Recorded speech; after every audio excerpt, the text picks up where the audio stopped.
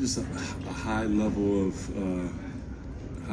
of competition and competitive nature that super excited for those guys. They play hard, they play their heart out, and like I tell them, is at the end of the night when you do that, you can look yourself in the mirror and you can be proud at whatever. You're not always going to win, and you're not always going to have winning streaks and those things, but the one thing that you can control is how you go out and how you attack.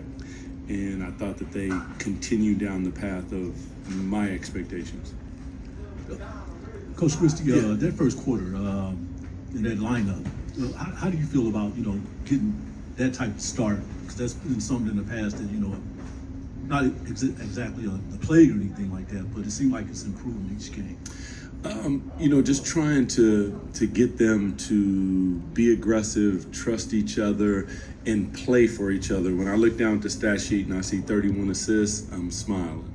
When I see 40 plus threes taken, I'm smiling. And most of those are going to be where we get in the paint, play off 2 feet under control, spray the ball out. You got it, shoot it. If you don't, give it one more drive, kick it, and continue on doing that. And those type of things, it's contagious. Everyone's touching the ball. Everyone feels good about themselves. Then we go to the other end and help each other the same way. 34 points off turnovers tonight. Just what do you think of your guys' ball pressure and being able to score on the other end there? Yeah, it's tough. That's not going to obviously happen every night, especially against great players like Steph. It's not. But that type of commitment, and that's why I told him, commitment to a game plan doesn't have. It says everything about them. It just has nothing to do with what I do. You guys committed to it. You guys held each other accountable. You guys fought for each other. You multiple effort for each other. And that's all you can ask. Will you always get this result? No. I think that's not it. But the result that you will get is continued effort, continue down the path of us to establish our identity. And Devin also talked about denying Steph Curry. He and Keon sort of shared that responsibility. Just what do you think of their impact tonight doing that? I thought both of them were so tired that one of them asked to come out. I'm not going to say which one of them it was, and that's the type of effort that you want. Steph is an absolute monster. He's been that in this league. He's one of the greatest that's ever done it. So you're not going to stop him, and that's not what you're trying to do. You're just trying to make it as difficult as humanly possible.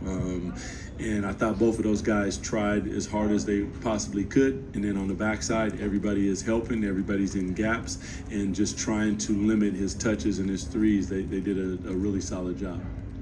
Coach, with De'Aaron out and the way Malik stepped up, how big was that?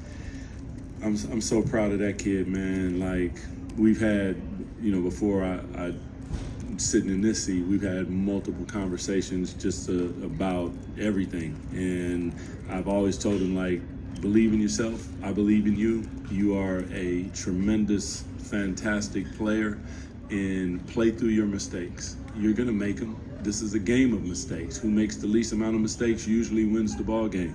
And he just is about as free as I've ever seen him, and we'll live with some of the things that he does, and his greatness will continue to shine because the kid is great.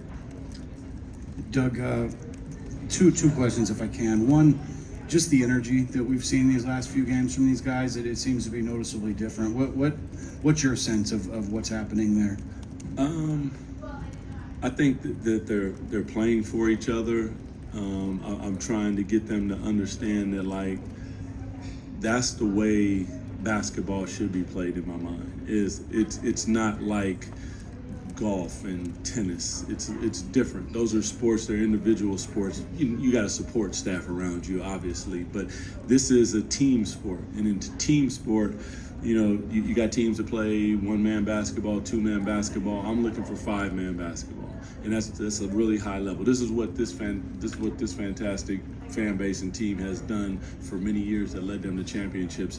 It's all of them playing, balls moving, guys are cutting. I'm cutting for my teammate. I'm moving the ball. I'm sharing the ball. I'm rebounding. I'm all those things.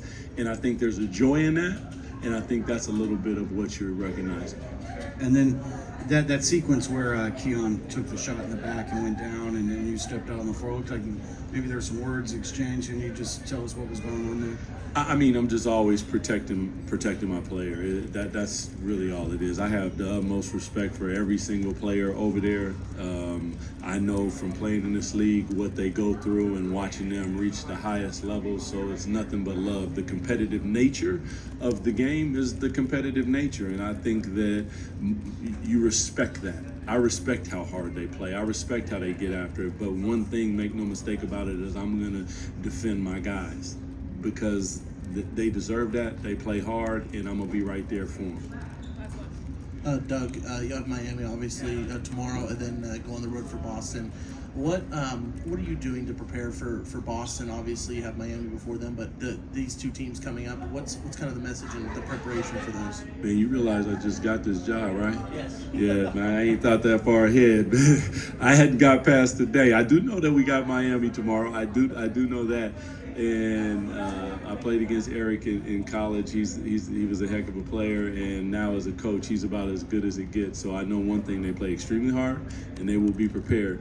And that's what I expect. We're going to play extremely hard, and we will be prepared. Thanks, everyone. Thanks, Doug.